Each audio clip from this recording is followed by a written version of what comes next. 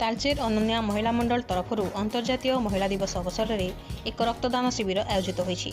MCL Jagannath officers club ठारे आयोजित यह विशाल रक्तदान शिविर को मुख्य अतिथि भाव जगन्नाथ क्षेत्रर महाप्रबंधक अशोक कुमार धल एवं अनन्या महिला मंडलर सभानेत्री सुस्मिता धल प्रदीप प्रज्वलन कर आनुष्ठानिक भाव उद्घाटन कर शिविर में मोट 94 यूनिट रक्त संगृहित होता। यह अवसर में रक्तदान कर समस्त अतिथिवृंद को मानपत्र एवं उपढौकन दे सम्मानित करा जायथिला।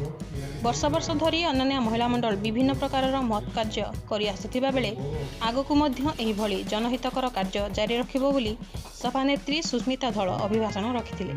निजर 75तम रक्तदान करी अन्यमानक पई प्रेरणा साजिथिबा तालचेर उपखंडर रक्तदाता शांतनु कुमार साहू को अनुष्ठान पक्षरु संबर्धित करा जायतिला।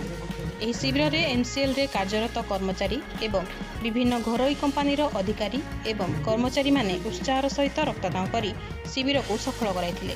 इंटरनेशनल वुमेन्स डे ए दृष्टिकोण अनन्या महिला मंडल जगन्नाथ एरिया कर्मकर्ता माने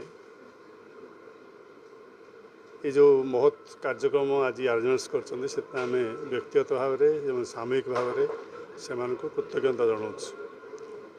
आज दिवस को रक्तदान सहित संपृक्त कर एक कार्यक्रम करेंगे यहाँ गोटे निरा कथा।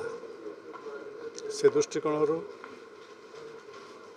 महिला मंडल सभापति सभानेत्री एवं अन्य जते कर्मकर्ता अनुष्ठान एमसीएल जगन्नाथ प्रोजेक्ट ऑफिस अनंत प्रोजेक्ट ऑफिस आउ जगन्नाथ एरिया जनरल मैनेजर एवं टीम समस्त कृतज्ञता जनाऊँ। से आंतरिक शुभेच्छा से आंतरिक सहयोग एरिया रे रक्तदान करिवार निहाती आवश्यकता अच्छी।